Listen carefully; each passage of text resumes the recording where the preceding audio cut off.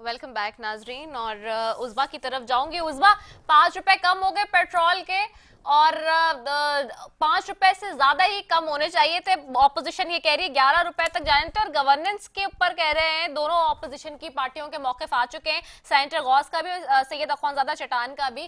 तो हुकूमत अब इस संबंध में और मजीद क्या कोई कमी लेकर आएगी?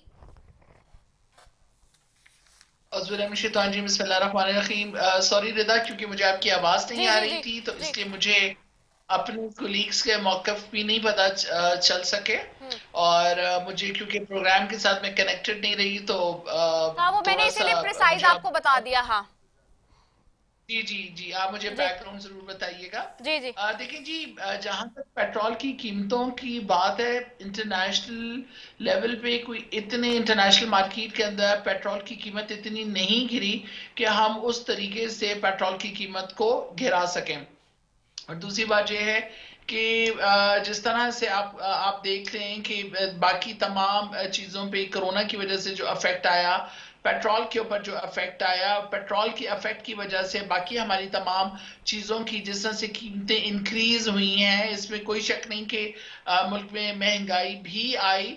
लेकिन देखिए, जो हम अपनी इकोनॉमिक एक्टिविटीज को वापस अपनी कीमतों को कर खींच के उनको वापस अपनी जगह पे लाने की जो कोशिश कर रहे हैं, इसमें गवर्नमेंट ना सिर्फ अपने मुल्क कौम के लिए सिंसियर है, बल्कि वो अपने बेहतरीन एफर्ट्स और अपनी बेहतरीन हिकमत अमली से चीज़ों की कीमतें वापस लेकर आने की कोशिश भी कर रही है। और इकोनॉमी, पाकिस्तान की इकोनॉमी को बेहतर बनाने की सबसे पहले हमें अशद ज़रूरत भी है। जहां तक अपोजिशन की क्रिटिसिज्म का जहां तक ताल्लुक है, तो देखिए जी, ऑपोजिशन से मैं सिर्फ ये रिक्वेस्ट करूंगी कि आप इस वक्त इस चीज को रहने दें कि हुकूमत किसकी है, क्या है। आप ये देखें कि आपने अपने मुल्क और कौम के लिए और अपने लोगों के लिए क्या बेहतरीन सजेशंस अपने हुकूमत को देनी है। और अगर आपकी सजेशन इस काबिल है कि वाकई इनको इम्प्लीमेंट किया जा सकता है, लोगों को रिलीफ दिया जा सकता है, तो बिल्कुल उनको अपनाना भी चाहिए। और उन तमाम चीज़ों से हम इंशाअल्लाह ताला आपकी इन तजावीज़ को ना सिर्फ देखेंगे बल्कि उसके ऊपर अमल भी करेंगे। लेकिन देखिए, अगर कोई चीज़ हुकूमत बेहतर करे तो उसके ऊपर भी तनकीद, और अगर कोई चीज़ जिस तरह से प्राइजेस राइज हो जाती हैं, प्राइजेस का मसला आता है, तो उस पर भी तनकीद। तनकीद बराए तनकीद नहीं होनी चाहिए, तनकीद बराए इस्लाह होनी चाहिए। कि अगर आप इस्लाह के लिए तनकीद करते हैं और तजावीज़ देते हैं, तो बिल्कुल जी, गवर्नमेंट ना सिर्फ आपकी तजावीज़ को कंसिडर करेगी बल्कि उसके ऊपर अमल दरामद भी लेकर आएगी। ठीक है, तजावीज दे दे भाई, ऑपोजिशन तजावीज दे सकती है। वो कह रही हैं, आपके पास आऊंगी अख्वानजादा चटान साहब। और एक और चीज पे भी कमेंट कर दीजिएगा, जो आज का है हमाद अजहर साहब ने, कि उतनी तो नहीं लोड शेडिंग हो रही जितनी पहले माजी की हुकूमतों के टाइम पे होती रही है गैस की। देखिए जी रीना, अख्वानजादा चटान साहब। जी रीना, जी हुकूमत अपोजिशन तो इस काबिल है कि इस हुकूमत को तजावीज़ दे दे, क्योंकि इस हुकूमत के सामने तो कोई मसला ही नहीं है। जो हमारी हुकूमतों के सामने मसाइल थी, इस पे हमने काबू पा लिए। मिसाल के तौर पे हम जो इक़्तिदार में आए तो सवाल से पाकिस्तान का झंडा उतारा गया था, फाटा पहरेटा पे गवर्नमेंट खत्म हो चुका था, बलूचिस्तान में तराना बजाना बंद हो गया था, आटे के लिए लोग कतारों में खड़े होते थे, चीनी के लिए लोग कतारों में खड़े होते थे। हमने ऐसे बहरानों पे काबू पाया है। रोज 20-25 लोग शहीद हो जाते थे।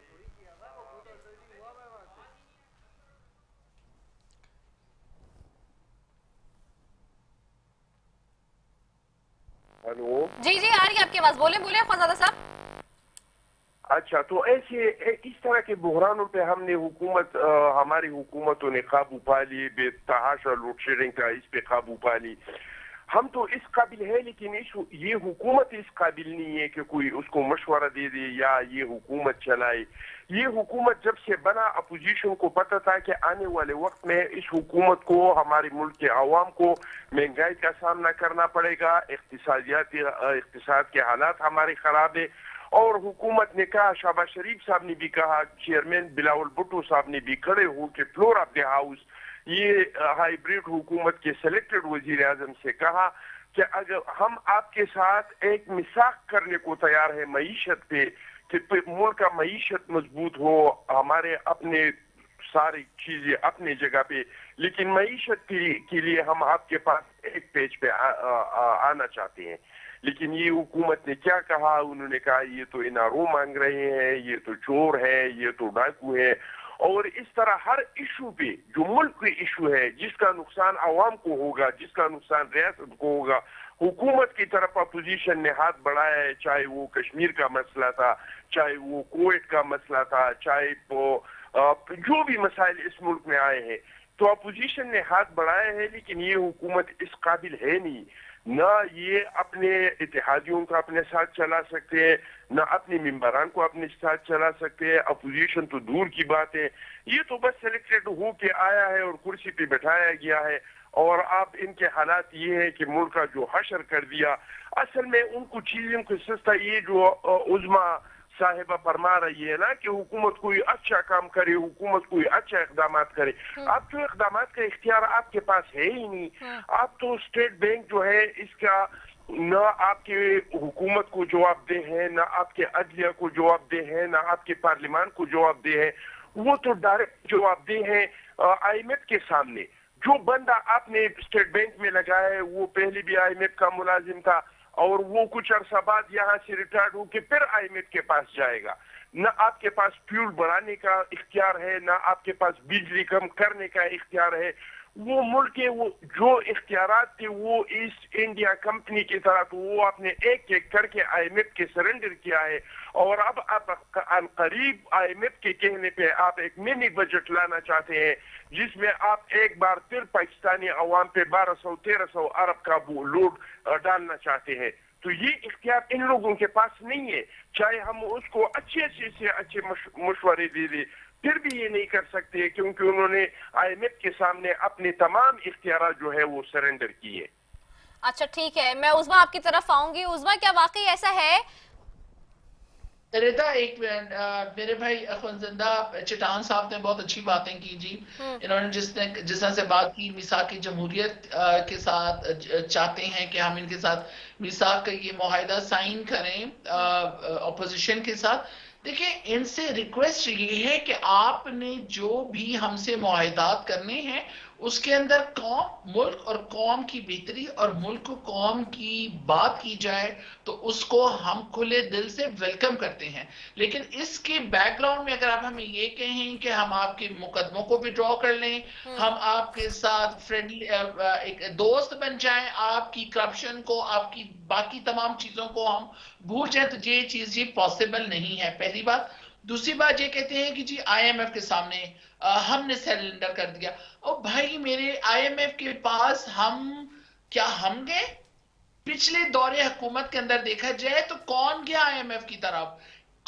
किसने इस मुल्क और कौम को IMF के कर्जों के बोझ के नीचे दबाया? और आज हम देखें, याद रखें रिता, कभी भी कोई मुल्क माशी तौर पे तरक्की याफ्ता नहीं हो सकता जब तक कि वो अपनी आजाद इकोनॉमिक पॉलिसी ना बना सके। और आजाद इकोनॉमिक पॉलिसी और आजाद फैसले आप तभी कर सकते हैं जब आपके ऊपर कोई प्रेशर ना हो किसी का, किसी के आगे आपकी आंखें ना झुकी हुई हो, किसी से आपने कर्जा ना लिया हुआ हो, बल्कि आपने लोगों को कर्जा दिया हुआ हो। आज आप मुझे ये बताएं, IMF से पैसा ले लेकर इस मुल्क को कर्जदार करके हमारे आने वाली नस्लों को भी कर्ज के नीचे इन्होंने दबा दिया, तो फिर ऐसी टफ सिचुएशन के अंदर आप किस तरह से एक्सपेक्ट करते हैं कि हम अपनी फ्री इकोनॉमिक पॉलिसी बना सकते हैं? और जिस तरह से खान साहब हैं, खान साहब का सबसे ज्यादा फोकस इस बात के ऊपर है कि हम किसी तरह भी इन कर्जों की लानत से निजात पा लें, हम किसी तरह से कर्जे हटा लें। और आज भी आप देखें, सबसे ज्यादा खान साहब को अगर नेशनल लेवल पे बहुत ज्यादा मसलों का सामना करना पड़ता है तो इसमें ऑपोजिशन अपनी जात को हटा बात मानने के लिए भी तैयार है, और उसके ऊपर हम बिल्कुल इनके साथ मुआहिदात करने के लिए भी तैयार है। लेकिन अगर उसके बैकग्राउंड में इनकी अपनी जाती एक बात हो कि जी उनको इनकी जात को फायदा दिया जाए, चाहे वो पीपल्स पार्टी हो, चाहे वो नून लीग हो, तो वो पॉसिबल नहीं है। अब मैं इनसे ये रिक्वेस्ट करूंगी, आप लोगों की भी नजर है, जिस तरह से इंटरनेशनल फोरम के ऊपर पाकिस्तान का वकार बुलंद करने के साथ साथ अपनी नेबरिंग कंट्री के साथ ताल्लुकात ठीक करने के साथ साथ जिस तरह ने खान साहब ने इस वक्त मतलब जो काम कर रहे हैं, मैं समझती हूं कि हम सब उनको दाद दें कि उनकी इंटरनेशनल फॉरेन पॉलिसी की वजह से, कामयाब फॉरेन पॉलिसी की वजह से, जिस तरह से पाकिस्तान का मेयार और एक वो कह लें कि आप बढ़ता जा रहे हैं, उसके साथ साथ अपनी नेबरिंग कंट्रीज के अंदर भी खान साहब ने अपनी लेकिन ये कह लें कि एक बात पाकिस्तान ये है, ये बात सारी ठीक है, मुकाम बनाया है। चले उजवा ये बात तो सारी ठीक है, लेकिन असल मुकाबला, असल जो आप लोगों का प्रॉब्लम और असल जो इस वक्त आप लोगों को चैलेंज है वो तो महंगाई है ना। अभी देखें इस तरह के स्टेटमेंट जो हमाद अजहर साहब दे रहे हैं, जो फवाद चौधरी साहब दे रहे हैं, आर दिस गुड स्टेटमेंट्स जो वो दे रहे हैं? Fair enough. एक आम आदमी जो कि 8,000, 10,000, 15,000 या 20,000 रुपए, 8,000, 10,000, 15, 20,000 रुपए कमाता है, उसके दिल पे क्या गुजर रही होगी? रिदा, एक चीज देखिए, वो उन लोगों के अपने बयान हैं और वो इसको ज्यादा बेहतर तौर पे क्लियर करके आपको बता भी सकते हैं कि उन्होंने किस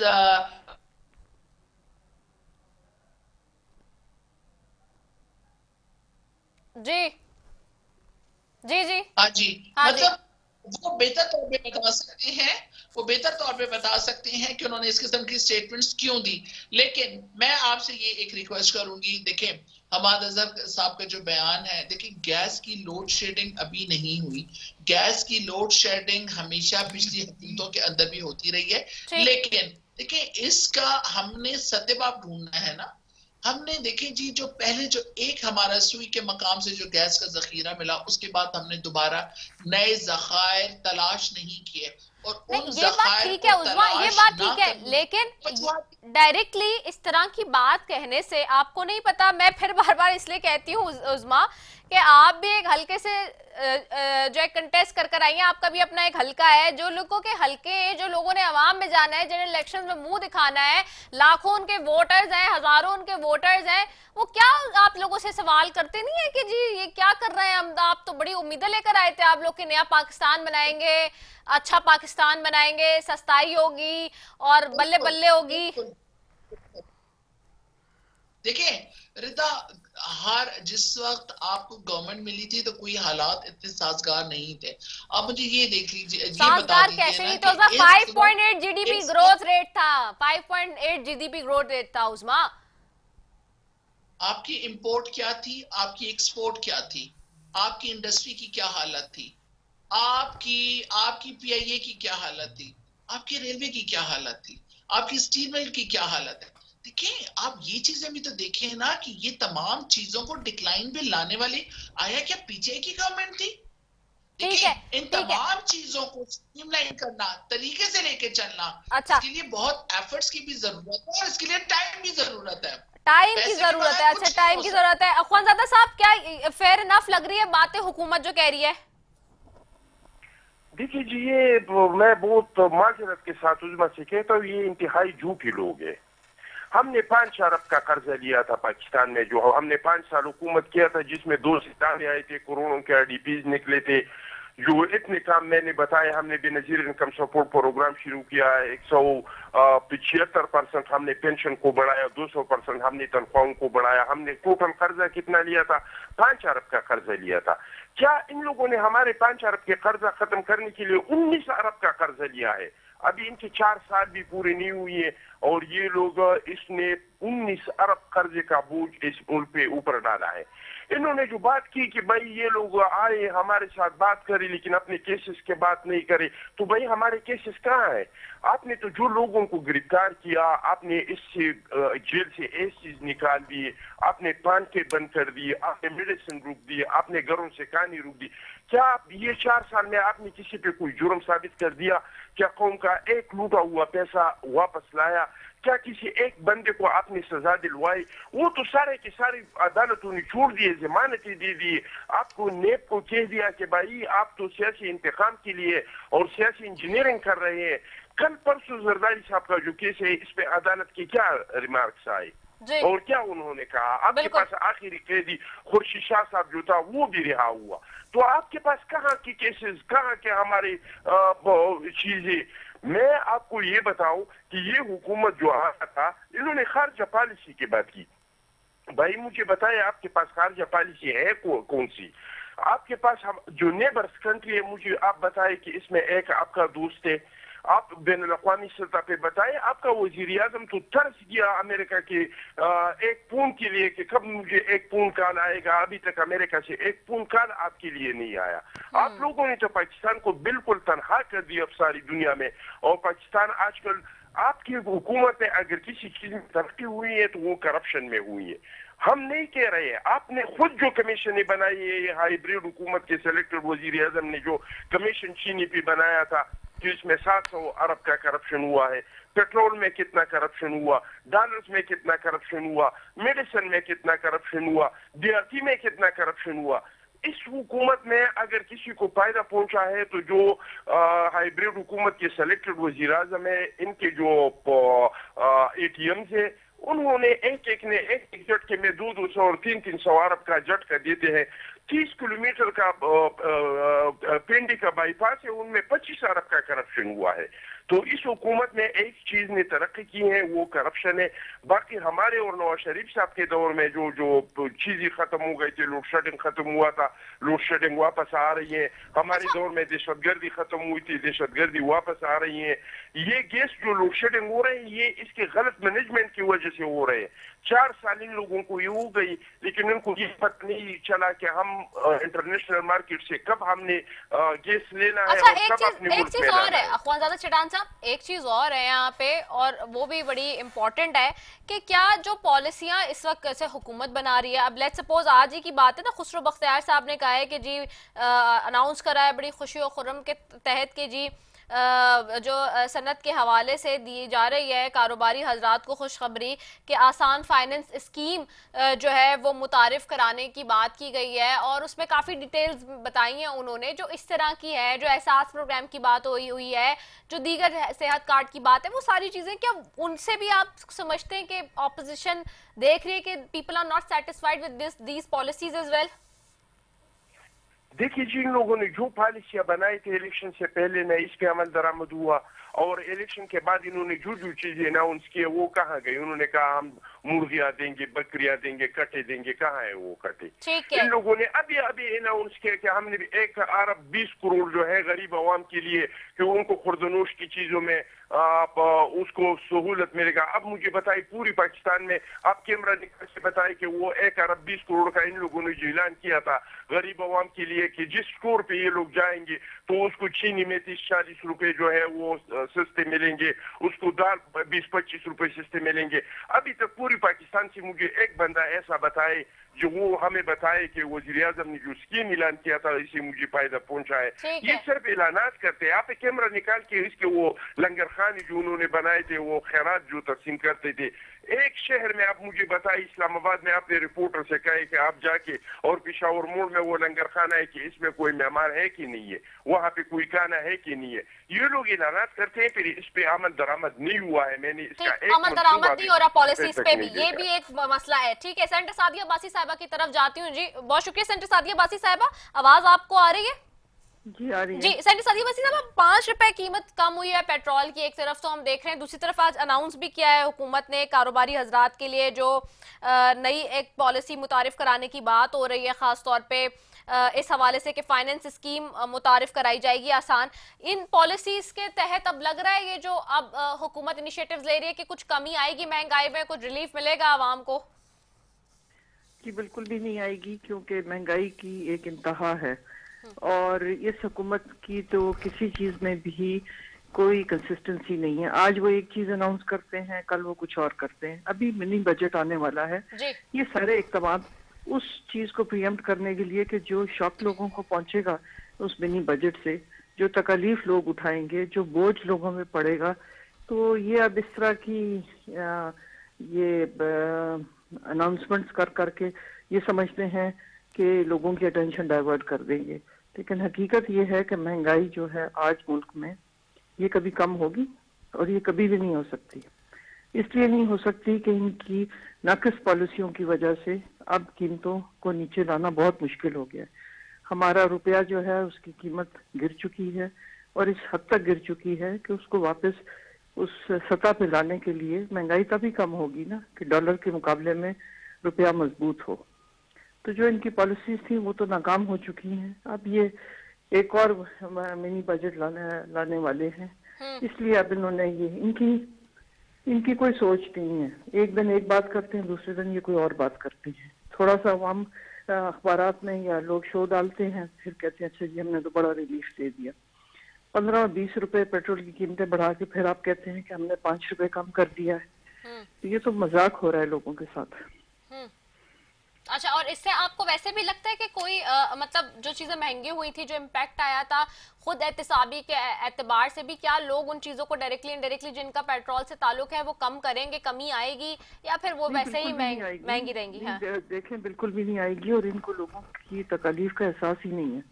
हमारे फाइनेंस मिनिस्टर कहते हैं कि गुर्बत तो इस मुल्क का मसला ही नहीं है, बस महंगाई है, महंगाई भी 2 महीनों में खत्म हो जाएगी। ये किस किस्म का मजाक है? ये किस किस्म की स्टेटमेंट्स देते हैं? इसलिए ये तो इन एक अहमकाना भी कहना, ये बेवकूफाना भी कहना, ये इनमें सोच और समझ और अकल ही नहीं है। जो एक हुकूमत साजी का तरीकाकार होता है उसकी इनको समझ ही नहीं है। इसलिए ये अब इन्होंने अभी कुछ अर्सा पहले फाइनेंस सेक्रेटरी तब्दील किया है, पेट्रोलियम का सेक्रेटरी तब्दील किया है। यह बस इसी तरह इन्हीं बातों पे ये हुकूमत साजी कर रहे हैं। पिछले 3 साल से हम ये कुछ देख रहे हैं। 6 मरतबा तो सेक्रेटरी फाइनेंस तब्दील हुए हैं, 5 मरतबा FBR के चेयरमैन तब्दील हुए। तो इसी तरह ये मुल्क चला रहे हैं, इसी तरह चल रहा है। ठीक है, सही है। मैं उस्मा रियाज जदून साहब आपकी तरफ आती हूँ। Opposition is not agreed with these policies. वो कह रहे नहीं हो सकता, मामला बहुत आगे बढ़ गए, खराब हो गए गवर्नेंस के और महंगाई के मामला अगर बात की जाए तो। देखिए रिदा, इस वक्त जो अखुनज़ादा साहब ने बात की थी कि हम पैसे नहीं लेकर आए, हाँ। लेकिन सबसे बड़ी बात यह है कि ये इस वक्त अपोजिशन, क्या पीपल्स पार्टी और क्या नून लीग ने इस पाकिस्तान के अंदर ईस्ट इंडिया कंपनी का काम किया। यहाँ के लोगों का पैसा, यहाँ के लोगों की खून पसीने की कमाई पाकिस्तान से उठाई और बाहर ऑफशोर्स कंपनी के अंदर रख दी। तो आप क्या समझती हैं कि बाहर से पाकिस्तान को अगर पैसा वापस आ जाता है तो पाकिस्तान के तो कर्जे उतर जाते हैं, पाकिस्तान माशी तौर पे मुस्तहकम हो जाता है। तो ये इतना आसान काम है कि हम बाहर से जी पैसा उठा के इनका आराम से लेकर आ जाएंगे। सॉरी टू कट यू, कतई माफी। नहीं, सिर्फ इसमें एक चीज ऐड कर लेना। एक मिनट उस्मा साहिबा, मैं इंटरप्ट नहीं कर रही, मैं सिर्फ इसमें एक ऐड कर रही हूँ। इसमें सिर्फ पीपल्स पार्टी PML नहीं, इसमें जो आपके दाएं बाएं बैठे खासतौर पे खुसरो बख्तियार, जहांगीर तरीन एंड XYZ सो ऑन, उनकी भी ऑफशोर कंपनीज है ना, इसमें ऐड कर ले बस। वो सबको पकड़ेंगे जी। नहीं, ऑफशोर कंपनीज का जो पैसा बाहर पार्क हुआ है पाकिस्तान का, वो तो सबने ज्यादा किए ना, उसमें तो सभी ने हाथ धोए। देखिए उस बहती गंगा में रेता, मैं कभी भी डिफेंड नहीं करूंगी उन लोगों को जो हमारी पार्टी के अंदर है कि पाकिस्तान को लूटते रहे। अगर खुसरो बख्तियार की अगर बनी हुई है, या उनका भी एहतसाब होना चाहिए, हर किसी का एहतसाब होना चाहिए। मैं कभी भी ये नहीं कहूंगी कि ऑपोजिशन में से एहतसाब हो और हमारी पार्टी में से एहतसाब ना हो। लेकिन आप मेरा पॉइंट समझें कि मेरा कहने का मतलब ये है कि जिसने भी पाकिस्तान को लूटा है, काबू इसलिए किया हुआ था कि यहाँ की दौलत में उनका इंटरेस्ट था, लोगों में तो उनका कोई इंटरेस्ट नहीं था। अगर लोगों में इंटरेस्ट होता तो उस जमाने में इतनी यहाँ पे डेवलपमेंट हो चुकी होती, यूरोप और अमेरिका के मुताबिक बरसगीर पाक व हिंद इतना डेवलप होता है कि यहाँ के लोग शायद फिर कहते ना आजादी की तहरीकें चलाते। मसला ये है कि ये लोग जो बात करती हैं पाकिस्तान को लूटने में इन लोगों का सबसे बड़ा हाथ था। मैं अपने भाई की इस बात से बड़ी हैरान हुई कि यूएसए से फोन नहीं आया। आप लोग तो यूएसए को इतना, आप लोगों ने तो अल्लाह माफी खुदा समझा हुआ है कि मतलब यूएसए ने फोन नहीं किया तो हमारी बका नहीं है। यूएसए ने, ये नहीं कि यूएसए के कदमों में बैठने वाला कौन था? यूएसए के कदमों में बैठने वाली की अपोजिशन ही थी। IMF के पास जाने वाले कौन थे? ये थे। इनकी नाकिस पॉलिसियां आज हमारे सरों पर आई नहीं है, जिसकी वजह से हमें इन चीजों को ठीक करने में इतना मसला हो रहा है। मुझे इस चीज पे जी अफसोस होता है कि जिस ये लोग 70 साल से ये लोग हुकूमत पे बैठे हुए थे, 3 साल में हमें कहते हैं कि जी हम 70 साल का घर 3 सालों के अंदर। और भाई अगर कोई एक घर भी पुराना खरीदता है ना तो 3 साल उसको भी बनाने, उससे ज्यादा टाइम लगता है उस घर को भी ठीक करने में, उसको भी रेनोवेट करने में। जहांगीर तरीन की बात करते हैं कि जी एटीएम पास करें। जहांगीर तरीन साहब के अपने बयानात आ चुके हैं। जहांगीर तरीन साहब का पहले भी ये बयान था जी कि मैं वो मेरे पैसे से वो चलाएं, ऐसा करें। ये तो इन लोगों का प्रोपेगेंडा है। मैंने वाइंड अप करना है, उसमें वाइंड अप करना है बस, सही ठीक है। मैं सेंटर सादिया बासी साहब 30 सेकंड में लास्ट वाइंड अप कमेंट दे दें। सादिया बासी साहब आवाज आ रही है आपको? अच्छा चलिए, ख्वाजा चटान साहब आपको आवाज आ रही है? जी बस मैं चाहूंगी लास्ट वाइंड अप कमेंट कर दें इस पे, 30 सेकंड जी।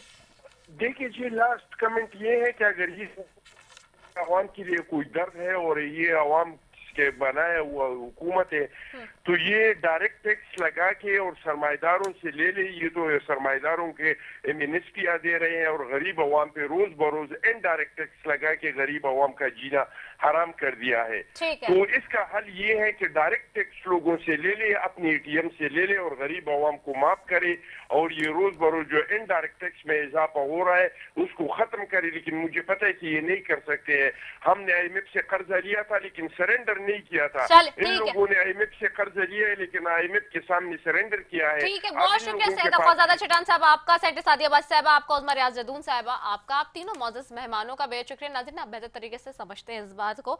और कर्जे तो हर हुकूमत ने लिए, चाहे मौजूदा हुकूमत की बात हो या माजी के हुक्मरान हो, लेकिन उन कर्जों से क्या कोई फलाही काम हुए, क्या आवाम की बेहतरी के काम हुए, क्या कोई डेवलपमेंट के काम हुए, या कोई काम ऐसा हुआ है जो डायरेक्टली आवाम को फैसिलिटेट करे? ये बहुत बड़ा सवाल है। हर दौरे हुकूमत में ये सवाल होता है और हम हमेशा ये पूछते रहते हैं, जो कि मौजूदा जो भी हुकूमत होती है उस दौर की। बहरहाल इसी के साथ अपनी मेज़बान सैफी को दीजिए इजाज़त। पाकिस्तान जिंदाबाद।